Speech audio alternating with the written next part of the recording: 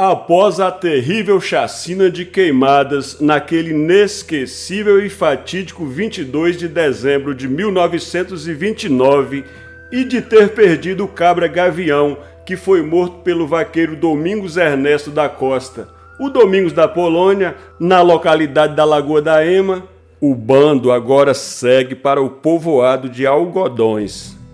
A passagem do bando por Algodões foi rápida. Como de costume, foram feitos saques, mas o arraial não tinha nada que valesse a pena. O mais prejudicado foi Piroca, comerciante de tecidos.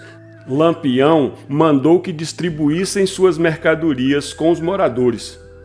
Tendo se lembrado de que na última passagem por ali, no ano anterior, havia conhecido uma formosa sertaneja chamada Mariá, filha de Zé Cabrito, da rica fazenda Carnaíba do Meio, Lampião desviou-se para lá.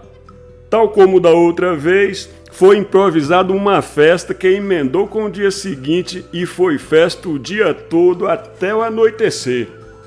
Na Carnaíba do Meio, Zé Baiano e Antônio de Seunaro, que tinham se separado do bando antes da chacina de Queimadas, voltaram a se juntar aos companheiros.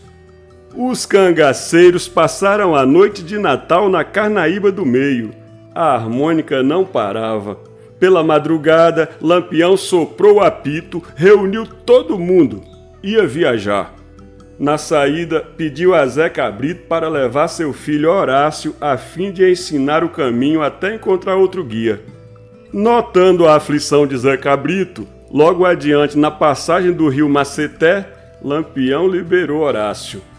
O novo guia era um rapaz chamado Evaristo, filho de Francisco Caseca, da fazenda Bebedouro.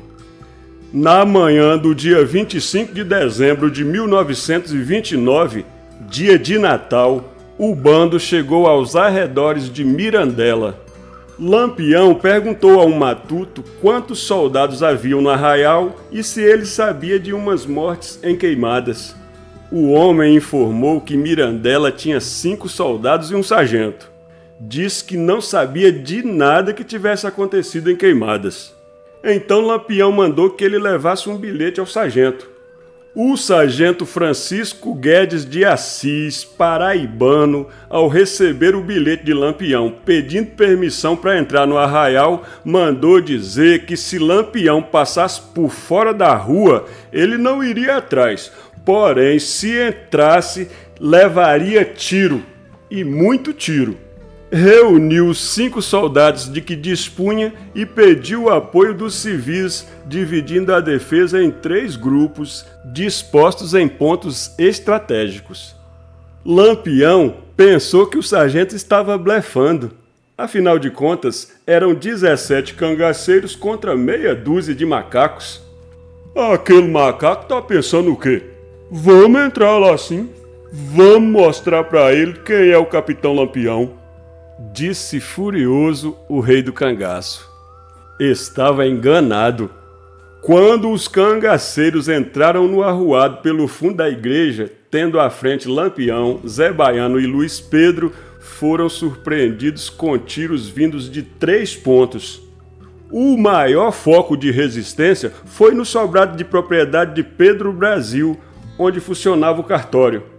Pedro Brasil, com a ajuda de seu cunhado José Sátiro Dantas e um rapaz chamado Jeremias de Souza Dantas, conhecido como Neco Dantas, resistiram por mais de 2 horas, mas afinal, seguindo a orientação do sargento, correram e refugiaram-se no mato junto com os soldados de onde continuavam atirando. 2 civis morreram na luta. Um se chamava Manuel Amaral do Nascimento, o Mané Mará. O outro foi Jeremias de Souza Dantas, o Neco, que estava totalmente bêbado e, em vez de fugir com os companheiros, considerou que se saísse acenando com o lenço, seria poupado. Acontece que os cangaceiros não conheciam esse código de rendição. Ao deixar o abrigo, Neco recebeu vários tiros. Morreu com um lencinho branco na mão. José Sátiro levou um tiro na perna, mas escapou com vida. Do lado dos cangaceiros, Luiz Pedro ficou ferido na cintura. Por volta das 3 horas da tarde, Lampião ordenou a retirada. Apesar dessa ordem, ainda foram feitos alguns saques em residências e estabelecimentos comerciais. Uma casa foi totalmente incendiada. Luiz Pedro saiu de Mirandela carregado pelos companheiros numa rede que improvisaram com as próprias cobertas. Preocupado com o amigo, Lampião decidiu levá-lo para um local onde pudesse recuperar-se sem riscos. Encontrou um esconderijo seguro num sítio denominado Olho d'Água, perto de Pinhões, abaixo do Cumbe, atual Euclides da Cunha. A recuperação de Luiz Pedro foi cercada de cuidados especiais. Para comprar mantimentos, Lampião mandava 1 ou 2 companheiros disfarçados de roceiros a Tucano, vez por outra ia a Carnaíba do Meio ver a formosa Mariá.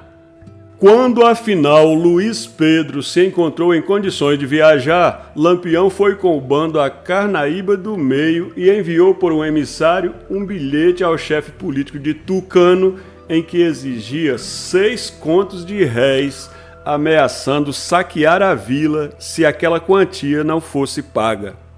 O comandante do destacamento, Tenente Isaías, contando com um efetivo de 10 praças, não permitiu que a quantia fosse paga.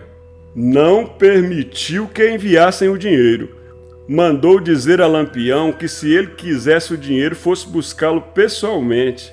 Lampião enviou uma carta cheia de obscenidades e partiu com destino a Curaçá. Pelo caminho, como de costume, ia extorquindo dinheiro de fazenda em fazenda.